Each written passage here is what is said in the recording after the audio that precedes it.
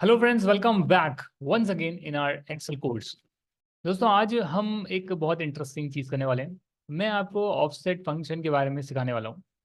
ये जो फाइल है ये हमारे फाइनेंशियल मॉडलिंग वाले कोर्स से मैंने उठाई है। सालासर टेक्नो इंजीनियरिंग लिमिटेड का हमने फाइनेंशियल मॉडल क्रिएट किया था।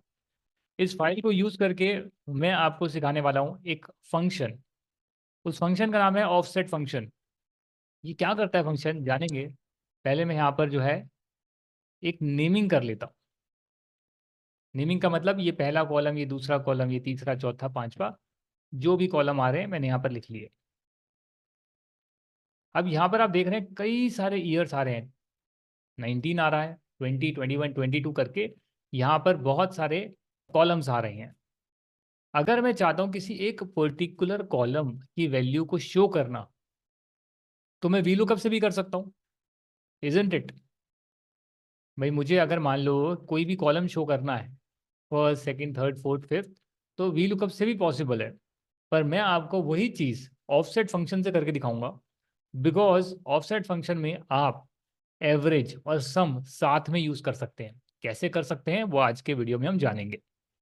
फॉर एग्जाम्पल मैंने यहाँ पर लिखा, लेट्स से मैंने यहाँ पर ड्रॉप डाउन बनाया। सबसे पहले डेटा में गया, यहाँ पर मैंने एक लिस्ट क्रिएट करी। ये सब हम ऑलरेडी सीख चुके हैं। अगर आपको लग रहा है कि भाई मुझे तो लिस्ट क्रिएट करना नहीं आता, तो पुराने वीडियोस देख लीजिए, सब चीज़ें हो चुकी है। ये तो हम एक्स्ट्रा क्लासेस कर रहे हैं जिसमें कि हम बहुत नई चीज़ें जानने की कोशिश कर रहे हैं। ये देखिए, मैंने इन सबको सिलेक्ट करा और ओके कर दिया। इससे क्या होगा, इससे मेरे पास ये लिस्ट ओपन हो गई।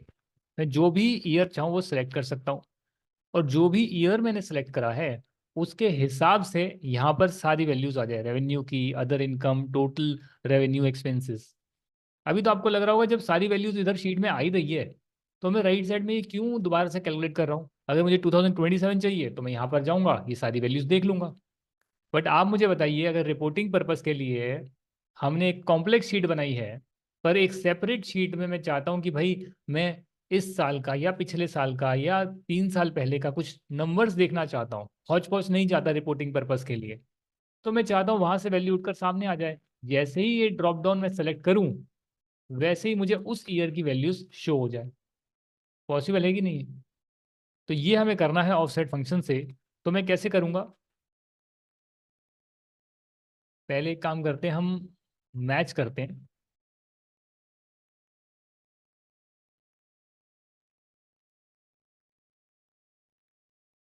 तो मैंने यहाँ पर मैच फंक्शन लगा लिया आपके सामने।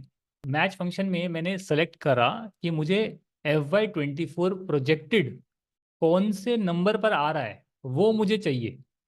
तो मैंने जैसे ही इसको सिलेक्ट करा, FY24, यहाँ पर आप देख सकते हैं कैसे 1, 2, 3, 4, 5, 6 सिक्स पोजीशन पर ही आ रहा है। तो इसको इसने शो कर दिया, ऊपर जो है 6 आ गया।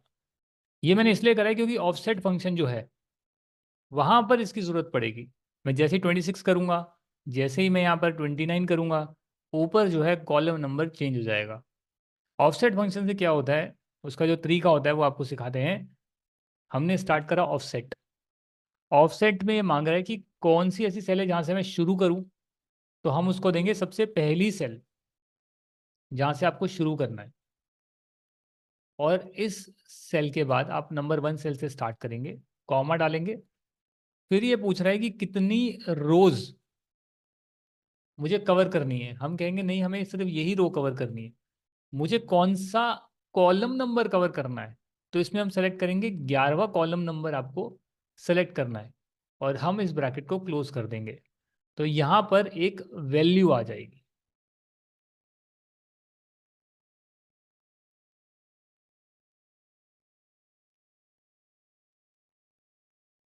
शायद हमने रेफरेंस नंबर गलत सेलेक्ट कर लिया है, हमें उसको ऐसे सेलेक्ट करना चाहिए था। तो जैसे ही मैंने ऑफसेट फंक्शन डाला, मैंने कहा कि ये मेरा जो सेल है इसको मैं रेफरेंस बना रहा हूँ। मतलब कि इस सेल के बाद वो नंबर ऑफ कॉलम्स या नंबर ऑफ रोज काउंट करेगा। रो मैंने कहा कि नहीं, रो तो मुझे यही रखनी है, इसके लिए मैंने 0 डाला। अगर मान लेते मैं 1 करता हूं इसको 1, तो ये क्या करेगा, ये मुझे नेक्स्ट रो की 11th नंबर वाले कॉलम की वैल्यू दिखाएगा। क्योंकि रो मैंने 1 डाला, ये रेफरेंस सेल था मेरा, 1 का मतलब नेक्स्ट, मतलब कि अदर इनकम। और ऊपर क्या है, कॉलम नंबर 11, तो 1 2 3 4 5 6 7 8 9 10 11, तो ये वाला जो सेल है उसकी जो वैल्यू है वो यहाँ पर शो करेगा। मैं चाहता हूँ कि मेरा रो नंबर 0 रहे, मतलब कि जो मैंने यहाँ पर रेफरेंस सेलेक्ट करा है इसके आगे ये काउंट करे कौन सा कॉलम का नंबर मुझे शो होना चाहिए। तो मुझे कौन से कॉलम का नंबर शो होना चाहिए, जो मैंने यहाँ पर सेलेक्ट करा है। मैं 23 सेलेक्ट करूंगा तो 23 के हिसाब से कॉलम आएगा 5, जो कि मैच फंक्शन से कैलकुलेट हुआ है। और उसके अकॉर्डिंग ऑफसेट फंक्शन कैलकुलेट करेगा भैया फिफ्थ नंबर पर कौन सी वैल्यू है। ये मैंने इसलिए करा है क्योंकि अभी तो यहाँ पर आपको सारी वैल्यूज दिख रही है, पर अगर मैं किसी मेन शीट में कोई पर्टिकुलर ईयर का देखना चाहूँ तो उसके लिए मुझे ऑफसेट फंक्शन यूज करना चाहिए।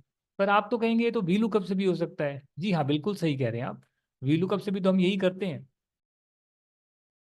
अभी देखो, हैश वैल्यू क्यों हो गया, क्योंकि जैसे ही मैंने नीचे ट्रैक करा फॉर्मूले को, इसने क्या किया, जो फिफ्थ नंबर को यहाँ ऊपर सेलेक्ट कर रहा था कॉलम नंबर को, नीचे करते ही इसने उस सेल को चेंज कर दिया। मैं नहीं चाहता वो सेल चेंज हो, मैं नहीं चाहता ये जो Q1 सेल है चेंज हो, इसको मैं फ्रीज कर दूंगा और अब मैं ड्रैग करूंगा। तो आप देख सकते हैं कि जैसे ही मैं यहाँ पर चीज़ें चेंज करता हूँ मेरे सारे नंबर चेंज हो जाते हैं, ये देखिए। और उठाकर इसको मैं उठाकर कहीं मेन शीट में डाल सकता हूँ। ये मैं मेन शीट में डाल सकता हूँ, यहाँ पर ऐसे मैं डाल सकता हूँ। और जो P&L का यहाँ पर ये जो आइटम आ रहे हैं इसको भी कॉपी कर कर आप मेन शीट में लगा सकते हैं।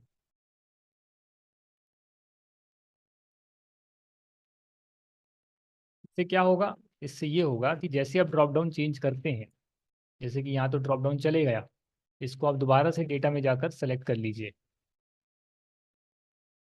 डेटा में जाकर दोबारा से यहाँ से सेलेक्ट कर लीजिए। हाँ, और यहाँ पर इसको सेलेक्ट कर लीजिए, सेलेक्ट। अभी आपका ड्रॉप डाउन क्रिएट हो गया। तो देख रहे हैं आप कितना फायदा हो गया। मान लेते हैं मेरे को तो यार यहाँ पर एवरेज शो करनी है, एवरेज 3 ईयर्स। जो भी वैल्यू मैं यहाँ सेलेक्ट करूँ वो साल और पिछले 2 साल की वैल्यूज का एवरेज मेरे पास आ जाए। तो ये चीज तो मैं वी लुकअप से नहीं कर सकता हूँ, करेक्ट। पर ऑफसेट फंक्शन से ये चीज भी करी जा सकती है। कैसे करी जाती है मैं आपको बताता हूँ। सेम इसको हमें कॉपी करना है, ये जो फॉर्मूला है सेम, पर ऑफसेट के यहाँ पर हमें एवरेज लगा देना है। ठीक है, एवरेज लगा देना है। और एवरेज में अभी तो सेम वैल्यू आ रही है क्योंकि हमने 3 साल कैलकुलेट नहीं करे, हमने तो सिर्फ सेम फॉर्मूले के आगे एवरेज लिखा है। बट यदि मैं यहाँ पर जो मैं रो कह रहा हूँ कि भैया कौन सी रो होनी चाहिए, रो तो 0 होनी चाहिए, कौन सा कॉलम होना चाहिए, कितनी हाइट होनी चाहिए और कितनी विड्थ होनी चाहिए, यहाँ पर इन दो पैरामीटर्स का और यूज आएगा। क्योंकि अब मैं सिर्फ एक वैल्यू नहीं चाहता हूँ, मैं एवरेज चाहता हूँ। हाइट का मतलब क्या होता है, ऊपर से नीचे। विड्थ का मतलब क्या होता है, ऐसे विड्थ, ऐसे नापते हैं विड्थ, हाइट आप ऐसे नापते हैं, ऊपर नीचे। तो मुझे विड्थ चाहिए, मतलब पिछली साल की वैल्यू उसके पिछले साल की वैल्यू। हाँ जी, तो एवरेज कैसे शो करते हैं एक बार देख लेते हैं। फॉर्मूला बना रहे हैं, नई चीज़ है, एक बार देखते हैं कि कैसे होगा। मान लो मैंने यहाँ पर फिफ्थ सेलेक्ट करा है, यहाँ पर 2023 सेलेक्ट करा है, तो 2023 की जो वैल्यू है वो है 96,726। और पिछले अगर मैं तीनों सालों का एवरेज लूँ तो वो है 74,716। ठीक है जी, ठीक है।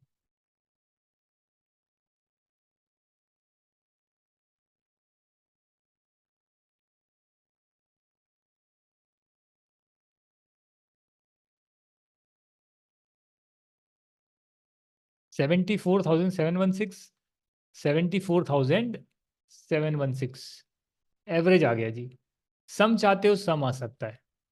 कैसे किया दोबारा कर कर दिखाएंगे, दोबारा कर कर दिखाएंगे जी।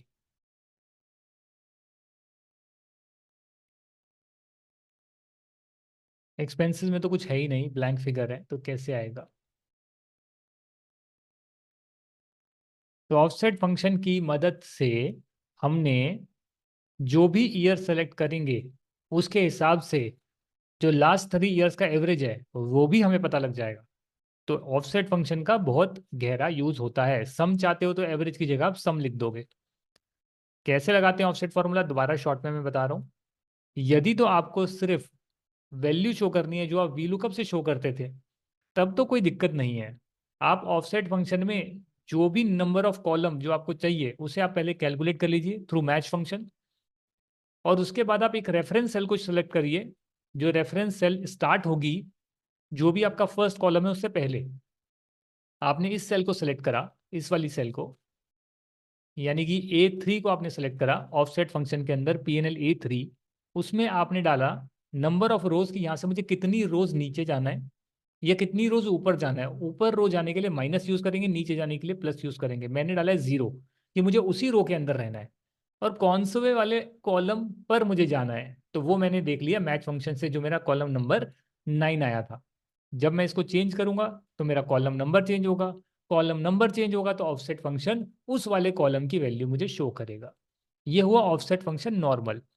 ऑफसेट फंक्शन के दो पैरामीटर और होते हैं इसी के आगे। जो ये आपने किया फॉर्मूला लगाया, इसी के आगे आपका हाइट और विड्थ का भी दो पैरामीटर और होते हैं। जब आप सिर्फ एक वैल्यू नहीं शो करना चाहते, आप मल्टीपल वैल्यू का सम या एवरेज या कुछ भी आप ऑपरेशन करना चाहते हैं, जो मैथमेटिकल ऑपरेशन होता है मल्टीपल वैल्यूज पर लगाना चाहते हैं, तो वो भी आप ऑफसेट फंक्शन के साथ लगा सकते हैं। उसके लिए आपको क्या करना पड़ेगा, जो भी ऑपरेशन आपको लगाना है सम का या एवरेज का, वो पहले आपको ब्रैकेट ओपन करके स्टार्ट करना पड़ेगा। फिर यदि आप ब्रैकेट में सिर्फ ऑफसेट फंक्शन लिख देंगे, तो अगर आप एक ही वैल्यू का एवरेज लेंगे तो सेम वैल्यू शो करेगा, एक ही वैल्यू का सम लेंगे तो सेम वैल्यू शो करेगा। बट यदि आपको एवरेज ऐसा मल्टीपल वैल्यूज का करना है तो आपको हाइट और विड्थ जो पैरामीटर्स हैं उसका यूज करना पड़ेगा। तो इसमें मैंने क्या किया, इसमें जो कॉलम नंबर था 11th, उससे मैंने -2 कर दिया, क्योंकि मैं 3 साल का एवरेज ले रहा हूँ। -2 करने से क्या हुआ, इससे जो एक साल और उससे एक जो पिछला साल था वहां से ये स्टार्ट करेगा अब। ठीक है जी। फिर जो दो पैरामीटर हैं हाइट और विड्थ, तो हाइट वाला पैरामीटर यानी कि एक ही हाइट चाहिए मुझे। It's not, this height is not number of rows, this height is how many values you want to take. 1, 1 height मेरा 1 है, क्योंकि मैं नीचे नहीं जा रहा हूँ, सिर्फ पहली रो में रह रहा हूँ, तो हाइट मेरा 1 होगा। और विड्थ कितना आगे तक खींचना है आपको, तो -2 पर मैं पहले चले गया और उसमें मैंने फिर 3 कर दिया, यानी 1, 2 एंड 3, और एवरेज आ गया मेरा 195,819। कैसे आया देख लीजिए। फाइनेंशियल ईयर 2029 है, फाइनेंशियल ईयर 2029 में मैं गया, इसमें ये वैल्यू थी ऑफसेट फंक्शन से, इसके नीचे की रेवेन्यू की वैल्यू आनी थी। जब मैंने -2 करा तो ये यहाँ चले गया, इस वाली सेल पर चले गया। -2 करने से कॉलम कॉलम नंबर 11 की जगह मैंने -2 कर दिया, क्योंकि मुझे 3 साल का एवरेज चाहिए। -2 करने से क्या हुआ, ये यहाँ पर आ गया 169,174। अगर आप करके देखना चाहें तो यहाँ करके देख सकते हैं। ये देखिए, हाइट और विड्थ हटा देता हूँ, जैसा है बिल्कुल वैसा ही रखता हूँ। ऑफसेट फंक्शन जो पहले था सेम वैसा ही रखा है, सिर्फ मैंने यहाँ पर कॉलम नंबर 11 की जगह 11 - 2 कर दिया है। उससे क्या हो रहा है, जो मेरी ये वैल्यू है 2,23,000 11th नंबर कॉलम पे, अब वो यहाँ पर आने की बजाय ये वाली वैल्यू शो कर रहा है 169,174। इधर उतना ही शो कर रहा है 11th नंबर कॉलम का, बट यहाँ मैंने 11th कॉलम की जगह 11 - 2 यानी 9th कॉलम लिया है, तो इसलिए यहाँ पर वैल्यू शो कर रहा है 169,174। अब मैं चाहता हूँ एवरेज फंक्शन मैंने लगाया है, तो दो पैरामीटर मेरे लिए और ओपन हो गए हैं यहाँ पर अंदर, जिसको मैं यूज कर सकता हूँ। हाइट यानी कि मुझे 1 सिंगल हाइट रखनी है, और विड्थ यानी कितना मुझे आगे जाना है including the current value, that is 3। अब क्या हुआ इससे, इससे ये हुआ कि ये जो वैल्यू सेलेक्ट करी इससे ये 3 आगे चले गया, और एवरेज फंक्शन स्टार्टिंग में लगाया था, तो इन तीनों का एवरेज देख लीजिए, नीचे आ रहा है 195,819, वही ये चीज शो कर रहा है 195,819। तो ऑफसेट फंक्शन नॉर्मली आप VLOOKUP की तरह यूज कर सकते हैं, या उसमें एवरेज सम का पैरामीटर लगा के भी यूज कर सकते हैं। क्योंकि ये चीज बहुत कॉम्प्लेक्स है, इसके लिए मैंने सबसे एंड में आपको सिखाई। और ये भी जो है इंडस्ट्री में यूज होती है, but not that widely. few people use it but not many, basically in the finance world, financial planning analysis world, जहाँ पे बहुत सारी रिपोर्टिंग होती है और वो चाहते हैं कि यार मैं फटाफट से इसको चेंज करके देख सकूं। अगर कोई मुझे बोले कि यार मुझे 3 साल का एवरेज नहीं, मुझे 5 साल का एवरेज चाहिए, what ever I select, I want कि मेरे को 5 साल का जो है एवरेज मुझे दिख जाए। तो मैं क्या करूँगा, फॉर्मूला मैं सेम रखूँगा यहाँ पे। बस यहाँ पर मैं स्टार्ट कहाँ से करूँगा, 2 किया था, -4 करूँगा, 4 पीछे चले जाऊँगा, एंड इंक्लूडिंग दैट टोटल मैं एवरेज लूँगा 5 साल का। तो यहीं से आप देख सकते हो जो चीज़ मैंने यहाँ पर करी, 5 साल का एवरेज कैसे मैंने लिया। ईयर है 2029, ऊपर जो आ रहा है 2029 से 5 साल का एवरेज कितना आएगा, 172497, 172497। यहाँ पर भी यही आ रहा है, और यहाँ पर भी नीचे अगर आप एवरेज देखेंगे तो भी सेम आ रहा है। तो ऐसा ऑफसेट फंक्शन से आप कर सकते हैं। अगर इस फॉर्मूले को नीचे आप ड्रैग कर लेंगे तो ये हर चीज़ का एवरेज निकाल देगा लास्ट 5 ईयर्स का। इसको हटा दीजिए, ये तो ब्लैंक है, ये तो सिर्फ टाइटल है। इसके लिए यहाँ पर हैश डिव दिख रहा है, यहाँ कोई वैल्यू नहीं है। और ये आपका ऑफसेट फंक्शन भी आपने सीख लिया। थैंक यू वेरी मच दोस्तों आज का सेशन ज्वाइन करने के लिए। अगर आप इसको घर पर प्रैक्टिस करना चाहते हैं तो कुछ भी नहीं करना, इतनी सारी जो ईयर्स हैं बस एक ड्रैग कर लो एक्सेल के अंदर, रैंडम कुछ भी वैल्यूज डाल दो 3-4 रो आइटम में, और आप ऐसा फॉर्मूला जो हमने क्रिएट करा है घर पर आप ये क्रिएट कर सकते हैं और लर्न कर सकते हैं कैसे काम करता है। Thank you very much again. और कुछ नए वीडियोज, अगर कुछ नए टॉपिक्स होंगे तो लाएंगे। वैसे हमारा एक्सेल कोर्स कंप्लीट हो चुका है। जितनी चीज़ें इंडस्ट्री में यूज़ होती है वो ऑलमोस्ट सारी चीज़ें मैंने आपको कराई है। जो जनरली हर particular job which requires Excel उसमें यूज़ होती है, वो सब चीज़ें आपने करी है। और आपने फॉर्मूले बनते कैसे हैं, उसके पैरामीटर्स कैसे हम देखते हैं, वो सब भी आपने डिटेल में जाना है यदि आपने स्टार्टिंग से क्लासेस अटेंड करी है। तो अगर कभी भी फ्यूचर में आपको कोई नई चीज़ भी सीखनी है, मतलब कुछ आपका इंडस्ट्री में 90% चीज़ें तो जो यूज़ होती है वो हमने सीख ली, पर कोई 10% चीज़ ऐसी जो शायद आपकी कंपनी में यूज़ हो रही है बट जनरली नहीं होती है, तो उसे भी आप सीख सकते हैं, बिकॉज हमने मेथोडोलॉजी आपको सिखाई है कि एक्सेल के फॉर्मूले वर्क कैसे करते हैं। तो इसी के साथ आपका एक्सेल का कोर्स कंप्लीट होता है। अगर किसी और वीडियो की डिमांड है तो आप हमारी टेलीग्राम कम्युनिटी में आप कर सकते हैं। अदरवाइज मेरी एंड से जो है सिलेबस कंप्लीट है। आप इसकी प्रैक्टिस करिए, एक बार घर पे 2 बार करिए। अपने रिज्यूमे में आप लिखिए कि यार मैंने एक्सेल कोर्स करा है, by conducted by a chartered accountant by CA Yogesh Verma, नाम डाल दीजिए क्रेडिबिलिटी बिल्ड करने के लिए कि किसी प्रोफेशनल ने आपको सिखाया है। और वो नहीं भी लिखना चाहें तो आप ऐसे ही लिख सकते हैं कि आपने एक 20 आवर्स का 15 आवर्स का Excel course basic to advance level जो है अटेंड करा है, और कोई पूछे सवाल तो आप उसके जवाब दे पाएँ। बस यही लोगों को चाहिए। और अगर कभी आपको सर्टिफिकेट की जरूरत पड़ती है, कोई कंपनी मांग रही है कि सर्टिफिकेट ला कर दो कि आपने ये ट्रेनिंग करी है, तो आपको सर्टिफिकेट भी हम प्रोवाइड कर देंगे। कोई भी कंपनी मांगती नहीं है सर्टिफिकेट, क्योंकि उन्हीं सर्टिफिकेट्स की वैल्यू होती है जहाँ पर एग्जाम कंडक्ट होते हैं। अगर आपने अपनी ट्रेनिंग के लिए, अपनी नॉलेज इन्हांसमेंट के लिए कुछ किया है, तो उसका आप रिज्यूमे में डाल तो सकते हैं, पर उसके लिए सर्टिफिकेट की जरूरत नहीं होती। आपकी नॉलेज टेस्ट होती है इंटरव्यू में। यदि आप उसके आंसर्स दे पा रहे हैं तो उनको उतना ही चाहिए होता है कि हाँ आपको ये चीज़ आती है। अब आप कहीं मैंने कम्युनिकेशन स्किल्स मेरे को आती है, मैंने कोर्स करा है, उसका सर्टिफिकेट लेकर वो क्या करेंगे? वो तो आपसे बात कर रहे हैं। If you are not able to communicate effectively, उस कोर्स का वो क्या करेंगे? दे विल जज you, they will test you on the spot. And if you are able to communicate properly and you say that, yeah, I did one course and that impacted my life, and I became a good speaker after that, and you speak in a good tone, then they will definitely hire you because you are justifying what you have written in your resume. तो इसी के साथ विदा लेते हैं आपसे। Thank you very much. जय Hind and bye bye.